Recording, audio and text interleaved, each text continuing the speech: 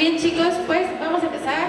Estamos listos y vamos a hablar sobre algo que pues ya forma parte de nuestra realidad, de nuestra actualidad, y es el vicio, las estafas, fobia. Muchas veces podemos estar hablando con alguien y del otro lado no sabemos si es una persona. Entonces vamos a hablar un poquito de esto, ¿vale? Nuestro speaker pues es Brett, y también mi compañero va a presentar. Un aplauso para Brett, por favor.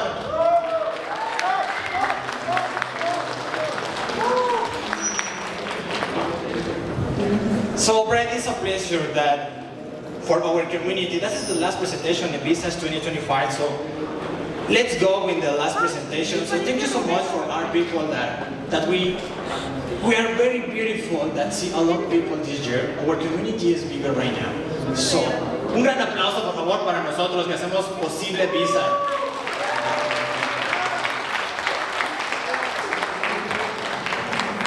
So, Brett, it's your time.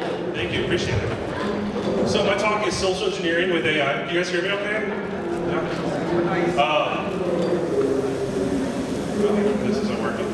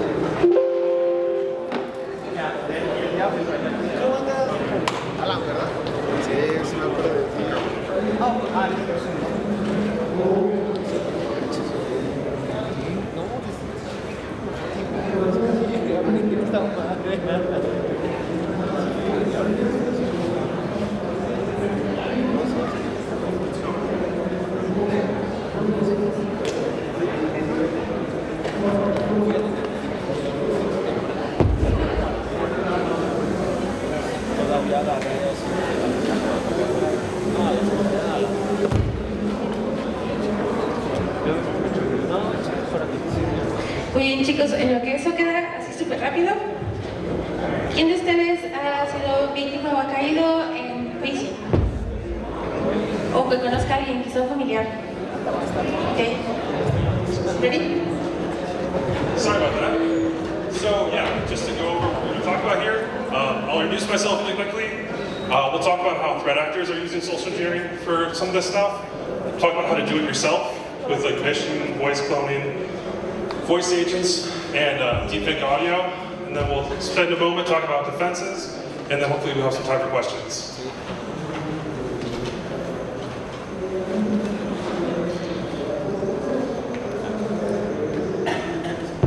If this works. Okay.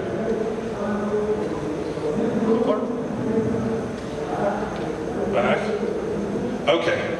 So, who am I? I'm Brett Gustafson. I am a red teamer at Lycara testing LLM apps.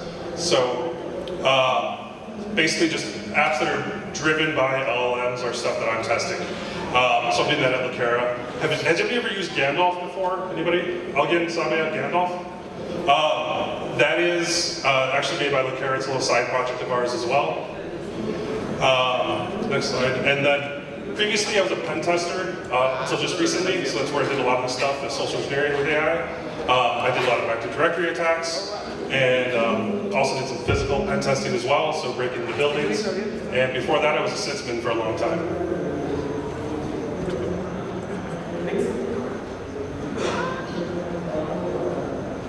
So what this talk is and what it's not, I'm going to talk about ideas of how to integrate social engineering with AI. I'm going to look at some tools that we use, give some war stories, and then a few demos, and I'll provide some links to resources at the end. I have a link tree, a link that I'll give you that has a lot of the tools I'll talk about here. I'm not going to get too technical though, and also I didn't build any tools myself. This is all stuff out there publicly, but that also means like anybody can go and get these tools since they're open source. Okay, so we're going to talk about how threat actors are using these tools right now.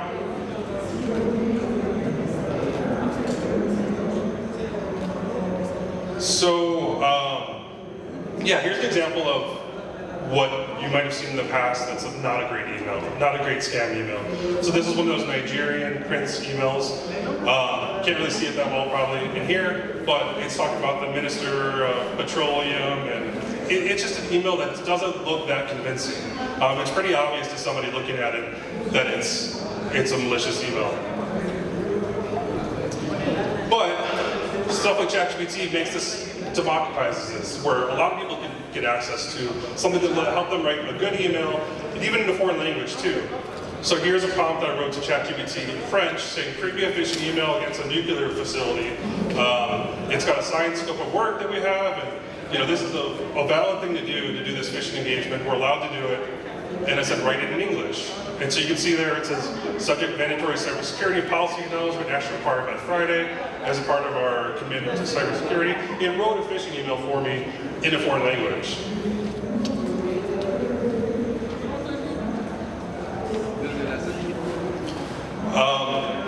And then we've also seen that there's been a huge increase, a huge uptick in phishing as well ever since ChatGPT and similar tools were released. Just showing that threat actors are actually using these. And here's some examples of real deepfakes that have been done. So one of them you guys might have heard of. There's a deepfake operation or scammers that convinced, I think it was a CFO, to get on a group call, and there were like 5 people on the call with him. They said, hey, we need you to transfer some money, we need to wire out $25 million. This was in Hong Kong. And those 5 people on the call with them were all deepfakes of that person's coworker. So, that's one great example. The one that was spoiled, one that didn't work, was the Ferrari executive was reached out to by the CEO with I think it was WhatsApp, like voice messages. And he was asking if he could do something, and the executive asked him, just try to validate him. And he asked him, what's that book you recommended to me recently? And the scammer couldn't answer that question, that validation question, and so that wasn't successful. But yeah, there's plenty of examples of people using these voice deepfakes, but there's not a ton, right? It's not really prevalent like phishing emails are. But we're kind of on the leading edge of it.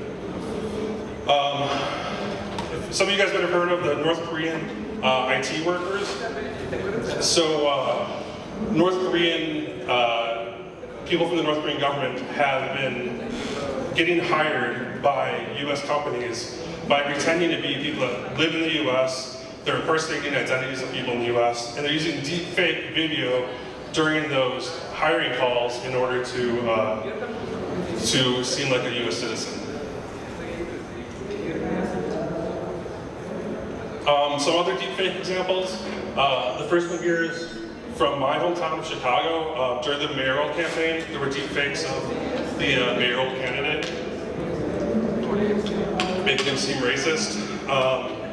There were the White House Chief of Staff just recently, the President's Chief of Staff in the US just got, there was a deepfake of her. Also, I don't have it up here, but Marco Rubio, the US Secretary of State, there's also people doing deepfakes of him, calling up other people, trying to get them to do stuff.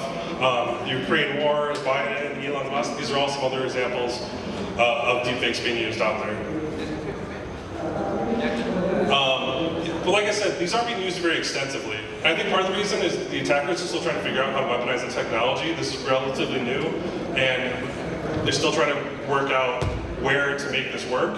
Also, it requires a GPU, like a good GPU, a gaming GPU that you can still buy, off the shelf. it might cost you $500, $1,000, but it's still something not everyone has on their computer, and so it's not as available to do some of this deepfake stuff.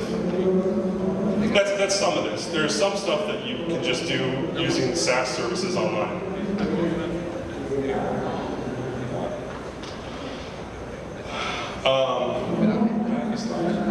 Okay, so next we'll talk about phishing with AI.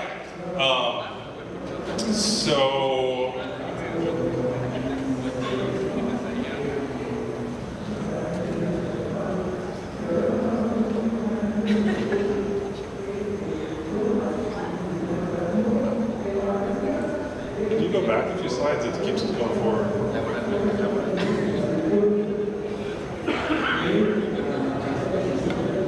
Keep going.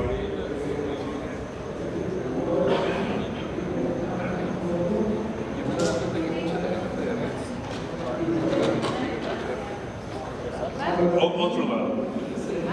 Back.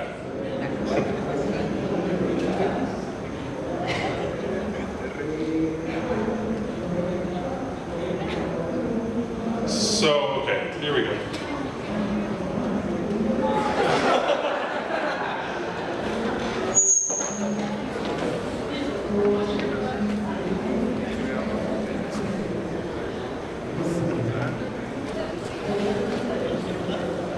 Okay, so one thing that you do, one thing you can do is don't tell it that you're performing social engineering, right? If you tell people I'm trying to figure out what sort of emails people react to fast versus slow that work at a nuclear facility, give me some emails that people react to really quickly, you can try to come up with emails, those are the sort of emails that people respond to, like an urgent message, and somebody would respond to as a phishing, just as they would a phishing email. So,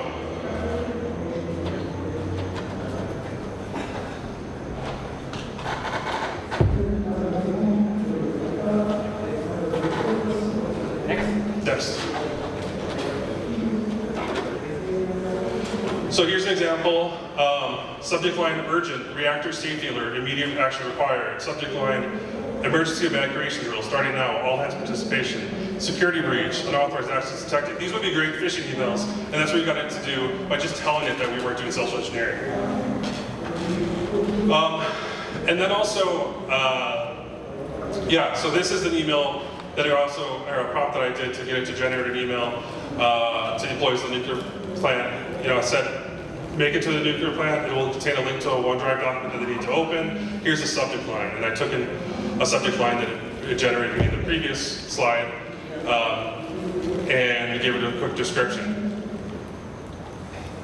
And then that's the email it created for me. We have just been informed of unplanned inspection by regulatory authorities. They will arrive in 15 minutes. Please ensure all key documents are ready for review, blah, blah, blah. Here's a link. So that would be a good phishing email. And then we also don't have to tell it that we're evil too. We can just say, hey, we're doing this for social engineering. This is for a legitimate reason. We're doing this, we're the good guys. And so that's another way to do it. You can come up with a pretext and tell it that this is for a good cause.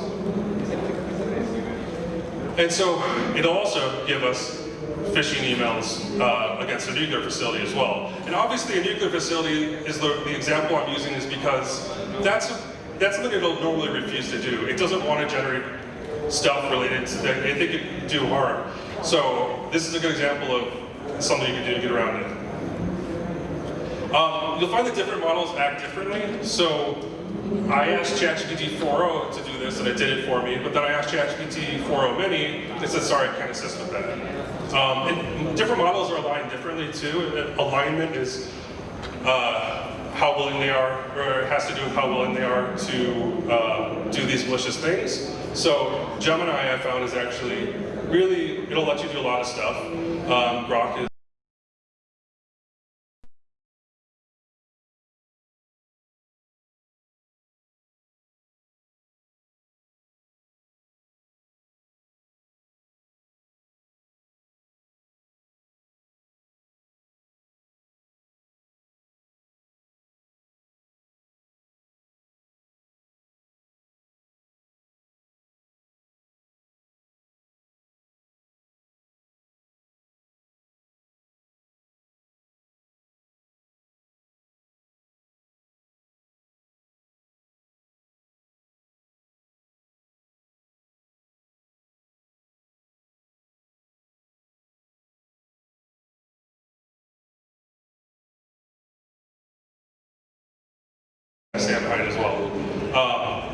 So yeah, next we'll get into a real-world phishing example.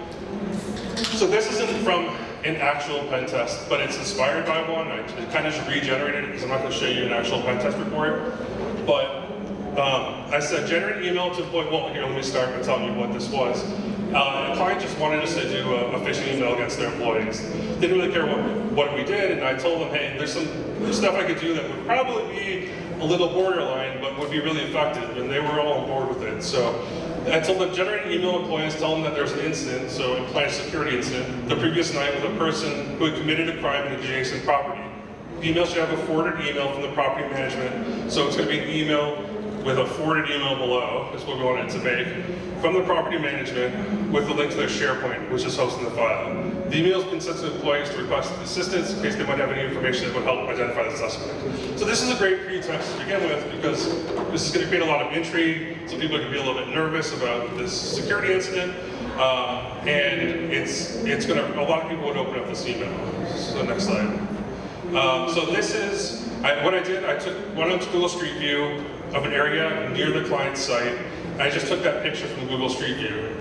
And then I took that and put it in ChatGPT, or maybe it was Midjourney, I can't remember, and I said, hey, take this photo, make it a security camera footage, make a suspect wearing a hoodie while sprinting across the street, make it at dusk, dark outside, 9 p.m., make grainy footage, make it from a higher camera perspective. So it generated 4 images for me. You can see somebody's running across the street there, and it looks like it's security camera footage, it's from a higher angle and all that sort of stuff. So that worked out really well. So next slide.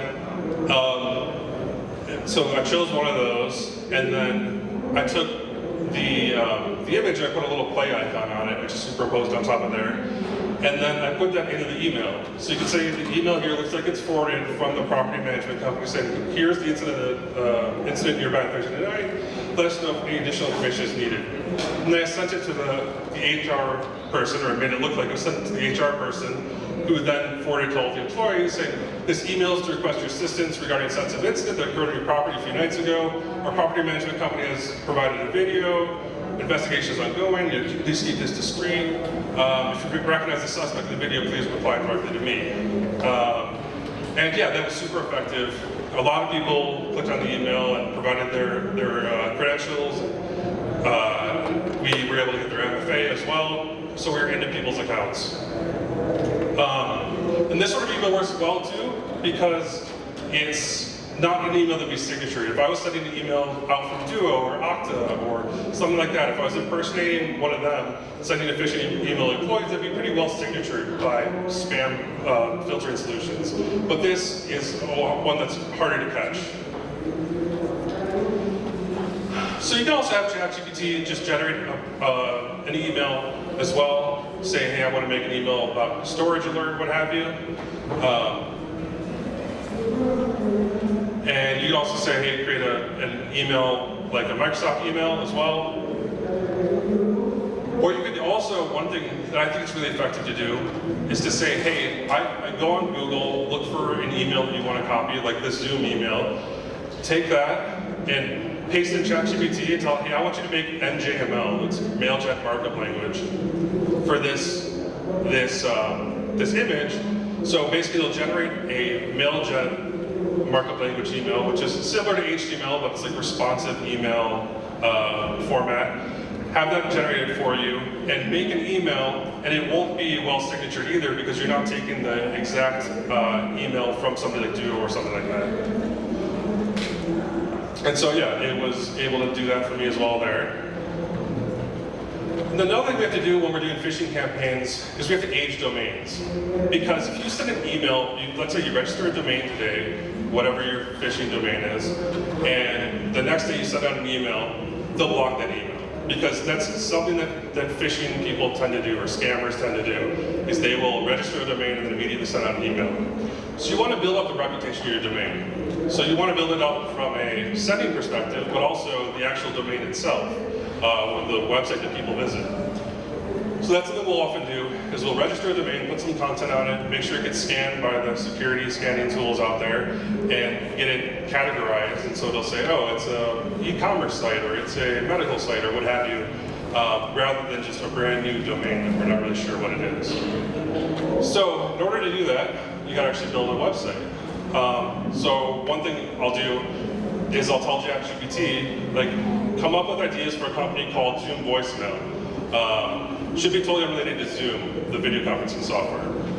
And he came up with some ideas, but they're all tech related, and I said, hey, maybe don't make it tech related at all. And so he came up with a few ideas for me, and one I thought was kind of clever. It says, Zoom Voicemail, a retro courier service, a vintage-inspired postal service that delivers handwritten letters and cassettes with recorded voice messages. So it'll send those to people in the mail as a gift, like a little like kitschy thing. And so, yeah, that was where I decided to go with that. So here is the prompt that I had it make. I said, hey, make this into a prompt that I would provide to a website generation AI. So it built a prompt for me for this one-page website. It said, here's the hero section, here's how it works section, like this is what it should look like. And then I put it into ready.ai, which will generate a website from you with just a prompt. And here you can see it built the website. It's not perfect, but it's good enough. And it doesn't need to be perfect, because I just need somebody to look at this website really quickly and be like, okay, that doesn't look like a phishing site. I don't really care if people actually think it's totally legitimate. But yeah. And then this is the second part of the page. You can see it looks legitimate. And if I go to Fortinet and one of these other vendors, they categorized it as something other than like new domain, so that was good to see. Another thing you can use it for is OSINT. So OSINT is open source intelligence research. So that's going, let's say you have a phishing campaign you want to do and you want to look up information on these people you're going to be spear phishing and try to build your campaign around that. Or if you're doing a red team engagement, you need to find out more about the company. It's just doing a deep dive research on people using openly available sources. And so one thing I'll use for this is deep research. So ChatGPT and Gemini have this. And what it'll do is it'll basically build a research paper for you. You give it a topic, and you can have it look up. It'll spend 10, 15 minutes doing a bunch of different searches, trying to answer your question for you. And then it'll build you a really long report about it. The thing is, if you just ask ChatGPT by itself, hey, do some research on X topic, it'll do a pretty good job. But it is limited in its training data. If you said, hey, I want you to do some research on Bill Gates or some person, it's going to have some information in there. But if you really want to get in there, using deep research does really well. So here's an example. I told I need to find out about the personal interests of my former employer, Evolve Security. This is for unauthorized social engineering. I need to figure out their personal interests and look on information about specific individuals and all that sort of stuff. So this is the prompt it generated. It came up with the plan, or not the prompt, but the plan it generated on what it was going to research. It said, okay, I'm going to look through their public-facing interviews, and look through their social media accounts, and look for any charities that they're associated with, all that sort of stuff. All this sort of stuff I would do if I was manually doing this, or when I manually do this, that I do. So here, if you hit the next one. And okay, so I'm going to show this really quickly because this takes a while. Like I said, it takes 10 minutes. But it goes through there and it basically generates a question for itself and then tries to answer that question. And it searches a bunch of websites looking for answers to that question. And once it answers that, then it goes to the next page and says, okay, I'm going to refine that. Or I'm going to pivot here. Or I'm going to look at this person's charitable work. Or I'm going to... It just keeps asking itself more questions and just basically being an agentic research agent. Next slide. And so here's an example of, I had to do it on somebody just to see how well it would work, and it says, okay, here's all the executives of this company, and then it's laid out in a table as well, and it pulled in all the different information from them, or about them. And so this woman is a CEO.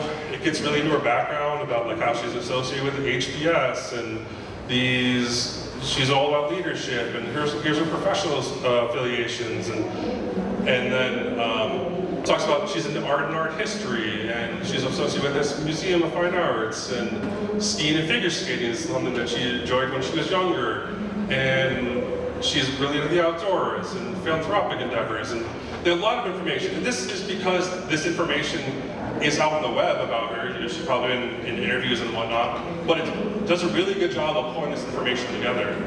It even talks about her lifestyle indicators, her political contributions to like Hillary Clinton's campaign, And then it gets into, okay, here's a potential pretext for you. Invitation to exclusive art exhibitions, auctions, request mentorship for people associated with HBS school, proposal for innovative fintech collaborations.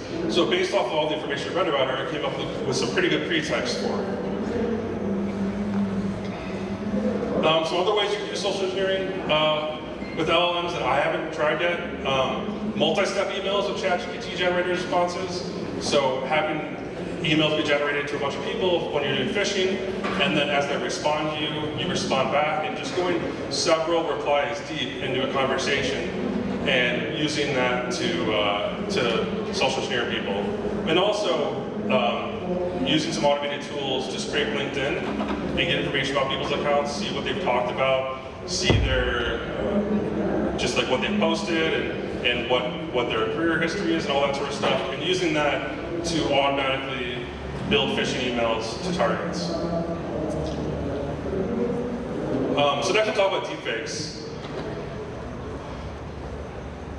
So deepfakes are synthetic recreations of people's voice and audio. And I put these into two different categories right now, the different tools out there. There's the pre-generated stuff, and then there's the real-time things.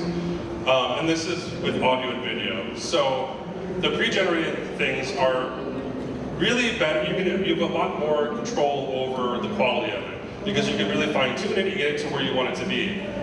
And the downside to it is the use cases are pretty limited. You can use it for like voicemails and voice memos and that sort of thing, but it's really much more effective to do social engineering live. So the real-time stuff, one of the drawbacks is it often requires a strong GPU, but it's harder to control the quality of it, of course, because you can't tweak it, you're doing it on the fly. There's also latency issues, so if I'm doing a live deepfake of my face with video or with audio, there could be a second delay between when I say something and when the other person hears it. And that might not seem like a lot, but it does feel off when there is that much of a delay when you're speaking with somebody. And also, if there's separate tools that you're using for audio and video, so you have to then try to match the latency differences between the two, which can also be a challenge as well. With video right now, there's some limitations on it'll replace your face, but it won't replace your hair or your facial hair. So that's another thing. But yeah, it's much more versatile. You can use it with phone calls, FaceTime, Teams calls, Zoom calls, all that sort of stuff. So the first thing you gotta do when you're gonna clone somebody's voice is you need to find a clip of them. So you can find video clips with audio, or you just find audio by itself. So what are some of the places you can look? You can look on their personal social media, you can look on their corporate social media, you can look on Instagram, Facebook, all those sort of things. YouTube videos, podcasts as well. So there's actually a great website for this, Listen Notes, where it has a listing of all the podcasts out there with all the episodes and all the descriptions. And in those descriptions, they have who appeared on the podcast. So you can search through that website and find any podcast they might have been on. Also, if you're going after a CEO, earnings calls is a great place too, where they have to regularly, if it's a publicly traded company, they have to regularly get on these earnings calls with investors and shareholders, and that's a great place to get audio as well. So once you have an audio clip, you'll have to extract the speaker from the audio clip, because you'll have multiple people speaking potentially, and so you need just the speaker's voice. You have to go in Audacity or DaVinci or some sort of tool and extract just that speaker's audio, take out just their clips. You also want limited background noise too, because that'll mess up the voice cloning if you have background noise. There are some tools out there that you can use to extract just the speaker's voice, but it's better if you just find one where you don't have to do that. And also I found the context of the audio clip matters. If you find somebody speaking at a press conference and they're reading from a recorded statement, or a prepared statement, it'll sound different than if they're sitting in a podcast like here where somebody is chatting with somebody on a couch. Like, the way they speak is different, and that's going to affect the voice clone itself. So, yeah, one of the tools we use that's really great is 11 Labs. You can use that for cloning somebody's voice. And you can use it two different ways. You can clone somebody's voice, and then you can do text-to-speech. So you write out what you want it to say, and it'll generate in the person's voice. Or you can take, let's say I record my voice, and I'll take that and convert it into somebody else's voice that I've cloned. So yeah, 11 Labs is a really great tool. So this is what it looks like. I'm just on the website. You just upload a clip in order to clone it. You think it takes like an hour or something. No, it takes like, I think the minimum is like 10 seconds. Yeah, 10 seconds of audio required, which is insane. Obviously, like a little bit more time is better, but anything over 3 minutes is actually not necessary. So I mentioned that there's 2 ways you can do it with 11 Labs. There's the text-to-speech, which is pretty high quality. It doesn't sound like a robot talking. It sounds pretty good, but it's a little less expressive. It's a little bit more flat and monotone, and the cadence can be a little bit different than people normally speak, but it's decent. It's good. But the voice changer is really good, where you convert it to the person's voice using a voice clip that you've made. The only thing is, you kind of have to voice act. So if somebody talks a certain way, you have to kind of speak like them. So if somebody at the middle, or the end of a sentence, if they raise how they speak, you kind of have to do the same thing too. So that can take a little practice if you want to make it sound really authentic, but you have a lot more control and it sounds a little bit more realistic. So here's an example. Where I put my water. Here's an example of a war story. This is actual time that we used it on engagement. So the client wanted us to get into a data center. They had some area in the data center, so they didn't own the whole data center, but it was a co-location where they had like a suite inside there. And they wanted us to get inside the data center itself. And so what we did was we looked on the internet. Well, what we were going to do is we were going to clone somebody's voice if we could. We were going to try to leave a voicemail for their coworker trying to get me access to a data center. Because the way these data centers work is everything is based off a ticket in ServiceNow.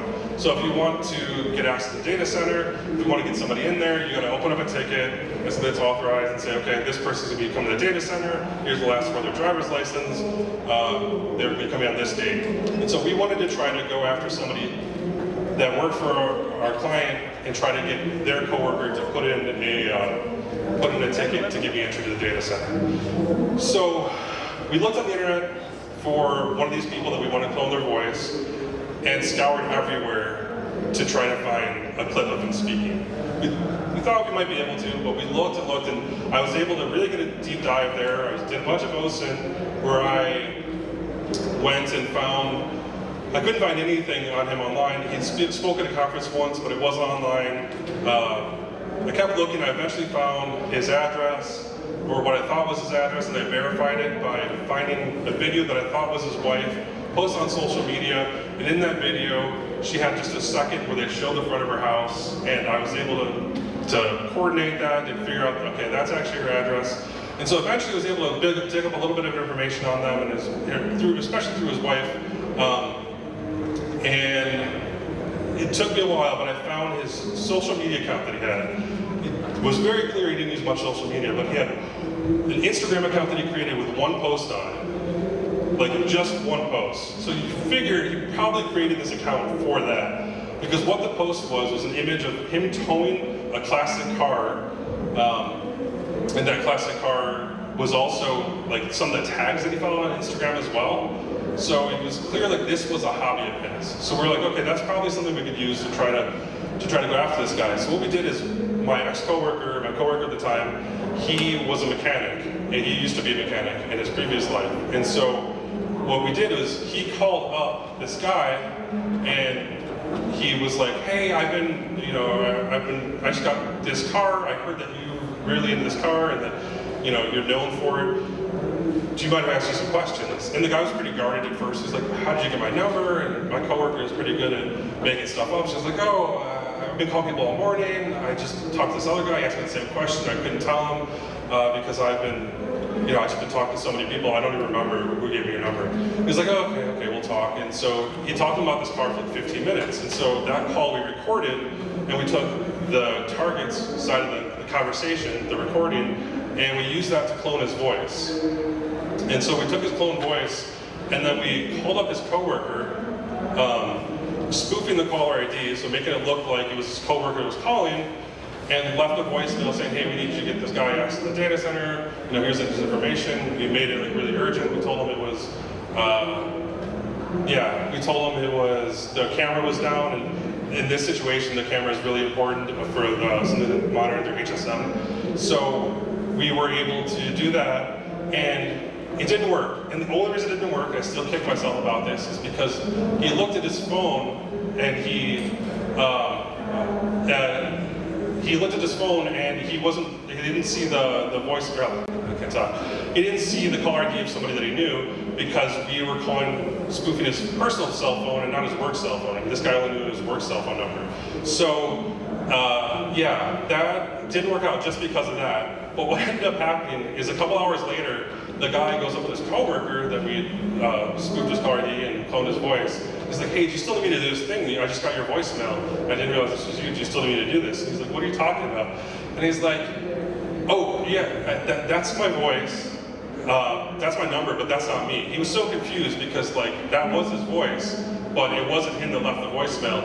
So he had a lot of cognitive dissonance. He's like, maybe I left that a year ago. He was really confused. So it would have been a super effective campaign if it wasn't for that. We did still break in. We got in 2 different ways, and funny enough, me and my coworker were in the facility at the same time using 2 different pretexts, and we were went in 2 different ways essentially. And I even went through a door, and my coworker was like, he just texted me, did you go through a door and cough? And I was like, yeah, that was me. And so we were actually on the opposite side of the same wall. But it was super effective engagement, but unfortunately that part of it didn't pan out. So yeah, let's talk about live audio deepfakes. So there's a few tools that are really helpful for this. WCATA, Agio, RVC Fork, they're all kind of based off of RVC, real-time voice cloning. The way they work is you train the voice first, and then you can use that real-time clone. You need a GPU for this, a good GPU for this. And as I mentioned, the latency can be an issue. It could be like a second of latency.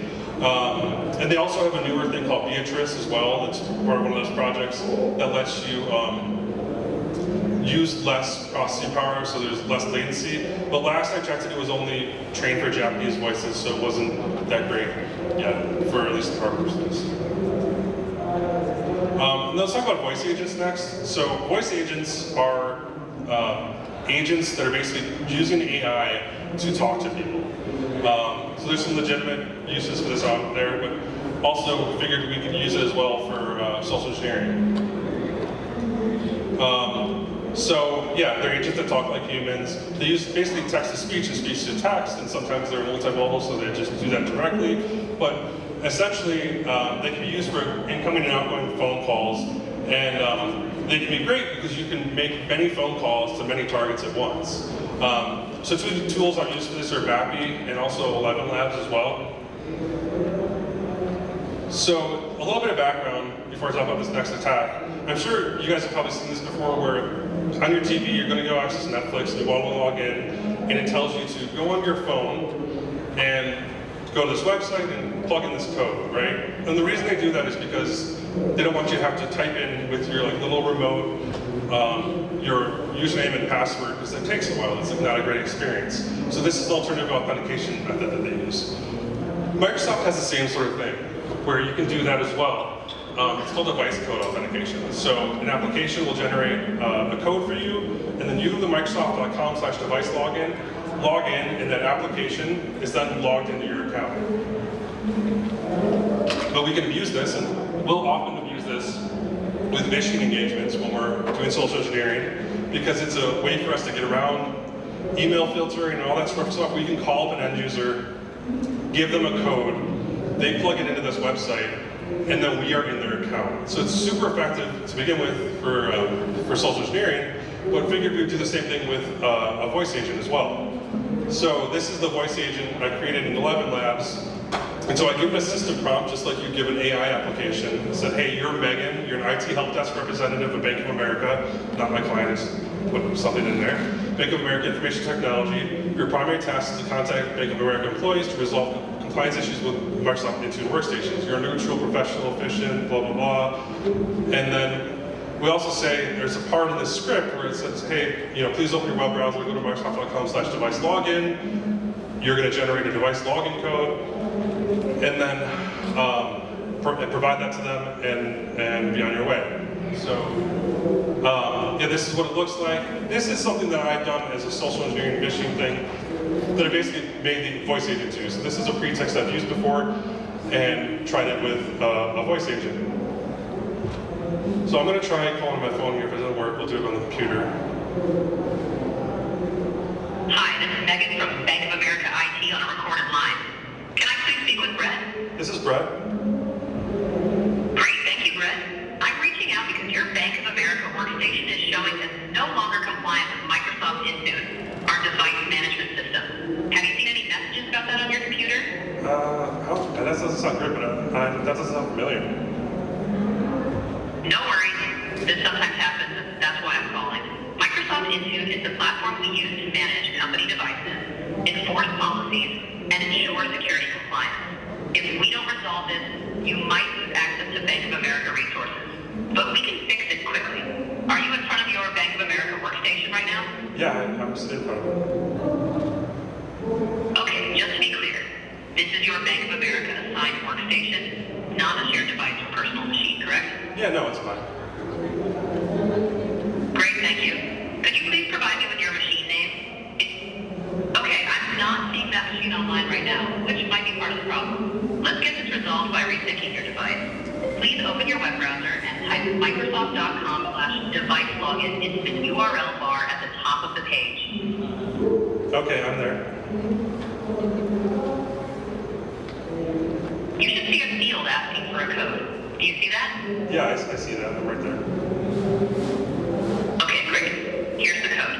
S as in Foxtrot, S as in Sierra, 9. Please type that in and hit next. I'm sorry, can you say it again?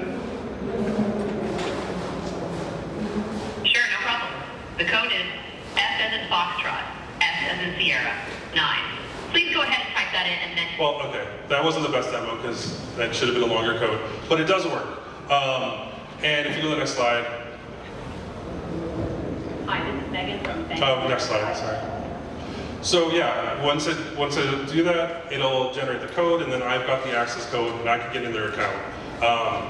And I just tried this a few minutes before we started, so it's unfortunate that it didn't work.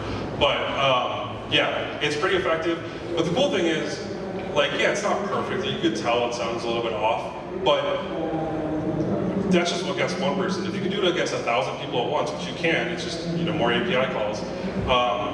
You can get 1, 10, 20 people to fall for it. You're into 20 people's accounts. That's super effective. Something that's just to be latency. Sometimes when I talk, it takes a second for it to realize that we might talk over each other, and so we might interrupt each other. They don't necessarily understand inflection and sarcasm and whatnot, but some of the newer ones will. But like I said, it doesn't need to be perfect. You just need that one victim to fall for your attack. And then next, let's talk about pre-generated video deepfakes. So there's some tools out there like Wave2Lip, SyncSO, Wave2Lip Studio. They're okay, they're not great, but they will basically just lip sync along with an audio clip. So if you hit the next slide. And then there's also pre-generated video deepfake avatars. These are much better. So there's like HeyGen, Colossin, Synthesia, Argyle, Hedra. And you provide them a script. It's kind of like 11 Arms where you provide a script, and then it'll take that avatar of that person, and it'll generate the audio and the video of them speaking. But the one downside to these, from an attacker's perspective, is that a lot of them require consent validation. So they want to make sure that you are actually that person, so that you're not just doing deepfakes of other people. So it'll give you a script like, my account name, hereby allow HeyGen to use the footage for me to build a HeyGen avatar for use on the platform. Here's this passcode, JRN. I have been able to get around that with some of the platforms by generating a video that I then supply to them, but most of them are too savvy to catch that. Yeah, so here, I think this was the platform that I did that with, where I was able to work around it. And then, yeah, here is me creating that in 11 Labs, that passcode that I then used to get around the consent validation. And so here's, you can see this is lip sync.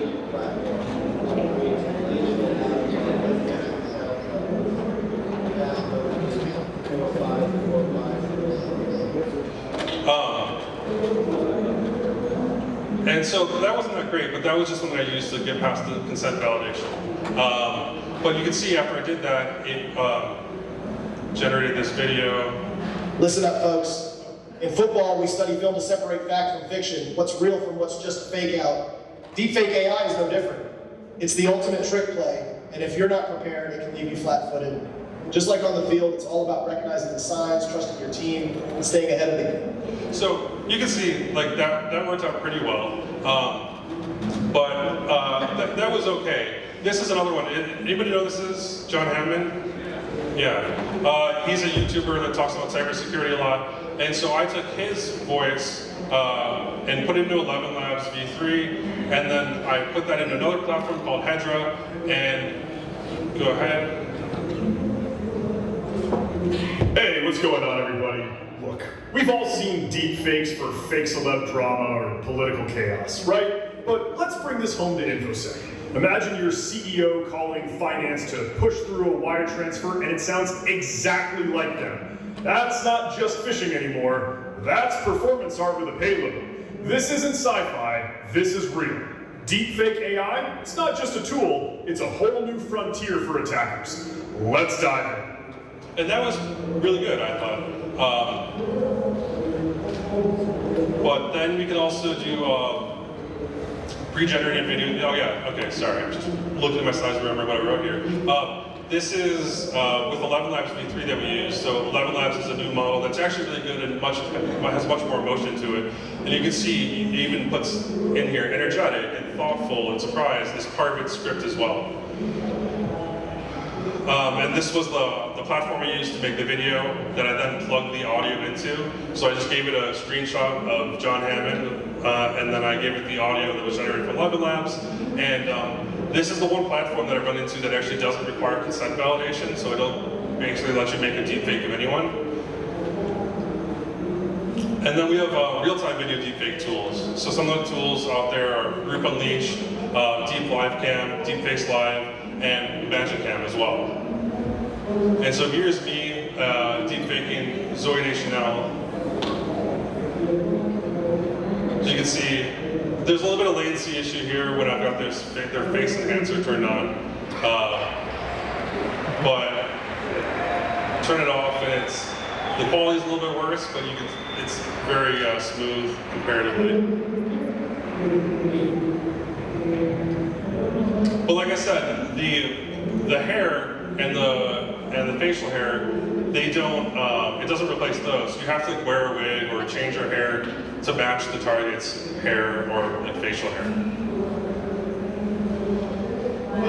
A newer tool that came out recently. I don't know who made this. I don't know if it's even you can trust it because it's just some website.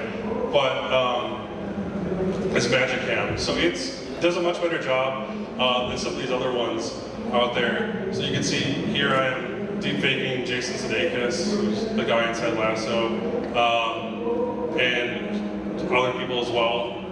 It does a really good job too, where it actually prevents the issue that you run into where somebody covers their hand, or covers their face with their hand, and you see the face superimposed onto the hand. I think I have an example of that here.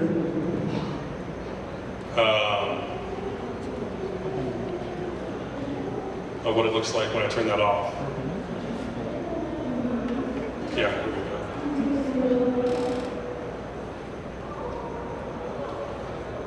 So you can see the face gets, when that's turned off, the face gets superimposed on my hand. So that's a nice feature this has, is that it has that ability to mask out the face when you have something covering it.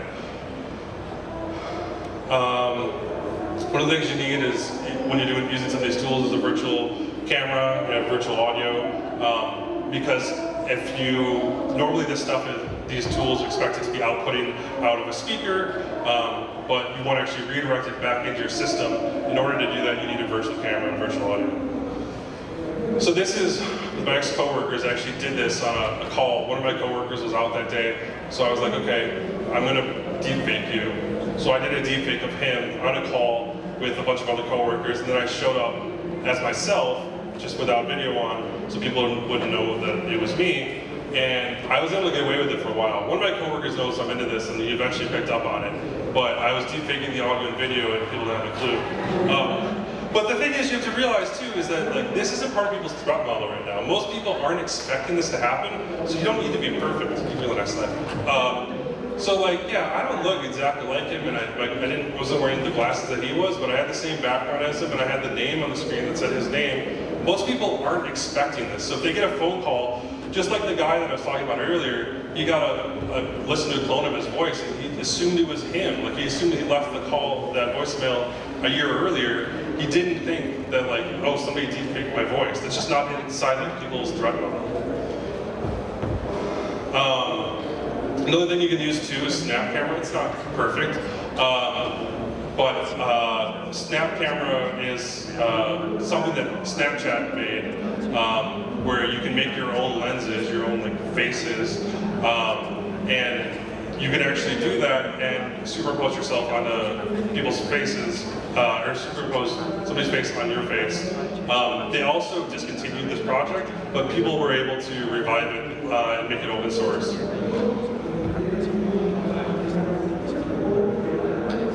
So that's me deepfaking my coworker as well. You can see it's not as great, but yeah. Another thing out there, I don't know if any of you guys have heard about this, but VO3 from Google, part of their whole Gemini thing. This is pretty interesting, where you can give it a prompt and it'll make a video for you. I know Gemini or ChatGPT has like their Sora as well, but this is really powerful. So here, go ahead. Do you think AI deepfakes are real? Like, well, I mean, I am one. Back to you, B-side CDMX. So that was generated just by saying a man in a red hoodie interviews two attractive Latino women outside a crowded nightclub at night. The dark street is lit up by bars, clubs, looting the street. He asked, do you think AI deepfakes are real? Two women laughed and awkwardly paused, like, well, I am one. Back to B-side CDMX. So, yeah, that was something that I can't right now use. I can't tell it to use somebody's face, some specific person's face, but you could make all kinds of things that would not be great for society in general. But eventually there'll be tools that'll let you use somebody else's face, and that'll be super effective for social engineering as well. So defenses, you know, I know there's people out there that'll say, oh, there's this technical solution, there's this thing that you can use, and yeah, there are. People make stuff for this, but it's going to be an arms race, right? Like people come up with solutions to detect this sort of stuff, and then people figure out workarounds to the safeguards. So really, it's just the same stuff that you've always been told to do with social engineering. You know, question what you see. With this, like seeing is no longer believing. So once people know that, you can make them aware of it. You know, let your coworkers know that this is something they need to be cautious about. But then, like, yeah, rely on the tried and true methods for spying social engineering. So, like, if you see something that's weird, you know, question it. If there's a red flag, you know, slow down, ask more questions. Is there a lot of urgency with the request? Does somebody need to say we need to do wire transfer right now? Otherwise, you know, the factory's going to shut down. Call people back.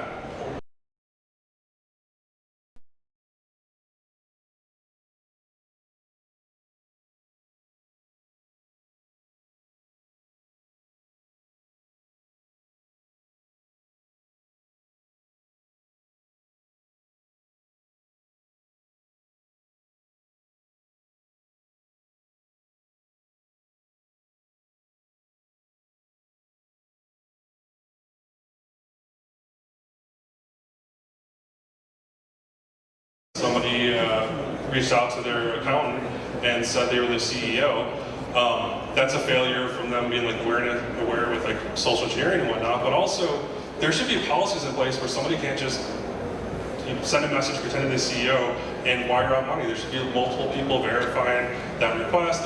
There should be more strong procedures in place to prevent something like that to happen. You can't only rely on people's intuition with catching social engineering. So I have that link at the end here that has a lot of resources. Then also, those are US numbers, but if you want to try, I have the device code phishing set up where you can call it, or another one where it'll try to get information out of you as well. If you do go to that device code phishing, whatever you do, just don't actually put that code in the Microsoft website because I don't want access to your account. But yeah, any questions? Red, thank you so much for sharing. And we have a few minutes for questions. Tenemos unos minutos para preguntas.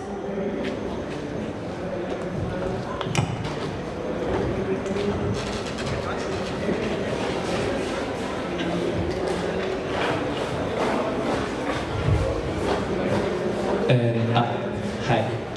And well, you already showed us about all these examples what artificial intelligence can make. But well, you already teach us how we can defend about that things. But I was wondering, what is your personal opinion about trying to speak that things, but with your family? Because sometimes they don't have a deep knowledge about these things. I mean, my recommendation, do this to them. Show them, like, deepfake them and show them, hey, this is me. Like, I did that to a politician I knew. I did a deepfake of him and then called him up as himself, deepfaking him, just to show him, you know, what this could do. And then he actually wrote a law that ended up becoming a law in my state in order to prevent this sort of stuff, to make it illegal, right? So I think if you show them,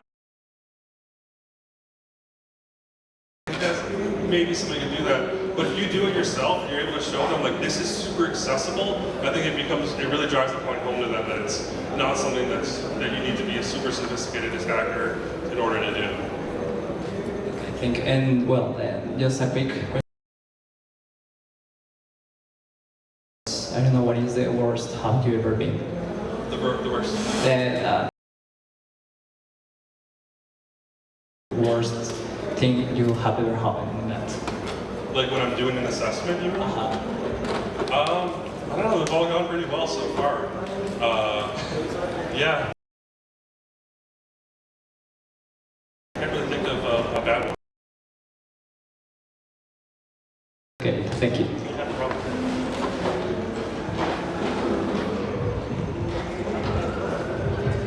Hi. Well, I have a question like regarding phishing. I have, especially elder people, you know, and also like younger. My question is like, do you think there are even more defenses against this? Because like you said to be more like questioning, to make more questions. I know, I don't know, like my grandma, for instance, who may not know a lot about this, and may even like an attacker can use like an LLM to answer her questions or anything. Do you think like there is like any more defenses ahead of this, or is there like just LLMs are gonna be even more dangerous every day? I mean, yeah, I think there's going to be a lot of dangers posed by AI as we go along. I mean, really, I think the only thing you really do with your grandmother is, or family members, is awareness. Just raise awareness with them. I think we all get those social engineering emails, those phishing emails that our company sends out, testing whether or not we're susceptible to phishing. But like that stuff works, right? I've seen it myself. I run those campaigns, and the number of people that fall for this stuff goes down. So if you tell people about this stuff, you show them examples, and you take the time to teach them, they'll get better with it. Sure that it's not going to be perfect, but yeah, that's really, I think, the only thing we can do. Well, thank you very much. Of course. And another thing too is, like, tell your family members, hey, if you ever have questions, or if you're ever unsure about this stuff, ask me. I'm better at, knowing whether this stuff is legitimate.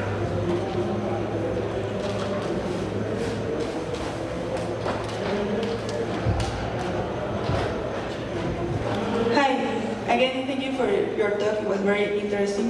My question is, you mentioned when you talk about deepfakes when it comes to voice and image, that you have to give some examples to the AI or the tool.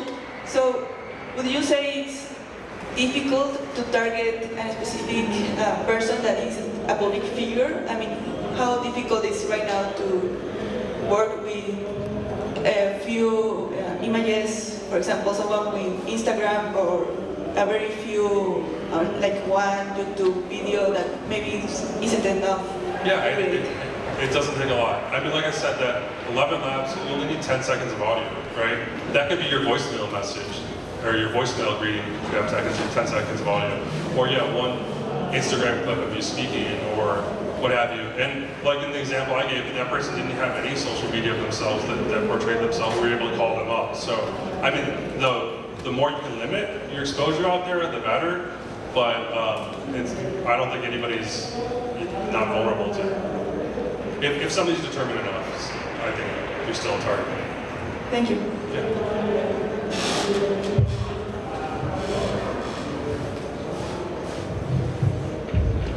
So first of all, thanks for your talk. It was very interesting. So most of the tools you showed today were proprietary. So I believe eventually that could be used to gatekeep attackers from doing these vectors. My question is, how possible do you see for let's not say a nation-state attacker, but like a middle attacker with the middle resources? How viable do you see for attackers to develop their own tools to create, for example, deepfakes, which is one I'm most interested about? I mean, really accessible. Well, that one live deepfake audio one that I showed, that's an open source tool. A lot of the live video deepfakes were open source tools. I mean, there's a lot of stuff already out there open source that you can use. Some of the other ones that I showed that are SaaS products, part of the reason I showed it is just to show how accessible it is, that you don't even need, to use a graphics card, you don't need to understand programming. You can go on a website and generate this without any knowledge right now. But yeah, you're right, that eventually they could gatekeep this, and they are trying to, some of those with like consent validation. But yeah, to answer your question, very easy. Of course. Okay, chicos, pues, thank you so much, Brett, for that presentation. It was some amazing information for all of us. Un gran aplauso para el señor.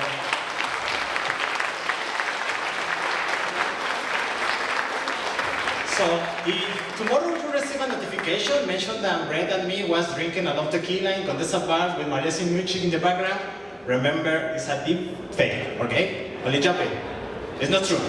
Ok, chicos, esta es nuestra última presentación. Agradecemos mucho su participación en B-Sides 2025. Por favor, solamente 3 puntos antes de cerrar. Abajo ya está nuestro cierre de clausura.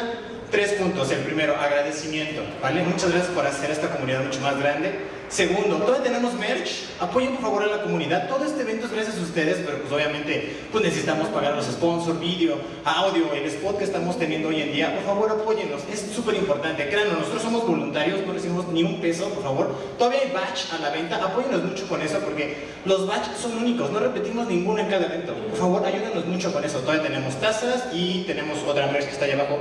Por favor, apóyennos. Y la última, un súper agradecimiento. Como ya saben la base de esto, si al bajar a nuestro cierre pueden llevar su silla, desplegarla lo más formal que puedan y bajar en orden, les agradecemos muchísimo. Ustedes saben que somos voluntarios, somos pocos, imagínense cuántas sillas hay, todo esto es gratis, así que no pagaron ni un peso gracias a la misma comunidad que somos nosotros y un gran aplauso para el cierre, por favor.